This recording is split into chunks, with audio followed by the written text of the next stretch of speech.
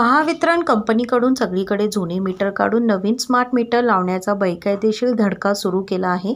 अनेक ठिकाणाहून वीज ग्राहकांच्या तक्रारी येत आहेत। पुढे काय करायचे म्हणून विचारणा होत आहे। राज्यात महावितरण कंपनीने सर्वत्र मीटर लावण्याची मोहीम सुरू केली असता त्यामुळे स्मार्ट मीटर्स न संपूर्ण विरोध करीत आहेत। स्मार्ट मीटर नको आणि त्याचा दरवाढीचा बोजा हा ग्राहकांवर लादता कामा नये यासंबंधीचे वीज कंपनीला देण्यासाठी आवश्यक नमुना अर्ज असा तयार केला आहे। संबंधित नमुना अर्जाची PDF फाईलमध्ये दिलेला आहे। सर्व जिल्हा व तालुका पदाधिकारी, कार्यकर्ते, ग्राहक आणि आपल्या भागांमध्ये या संदर्भात वीज ग्राहकांची जागृती करून हजारोंच्या संख्येने अर्ज करावेत। याबाबत आपल्या भागात व्यापक चळवळ मोहीम राबवावी। कार्यकर्त्यांनी ग्राहकांसोबत आपल्या भागात याबाबतीत जनजागृती करावी।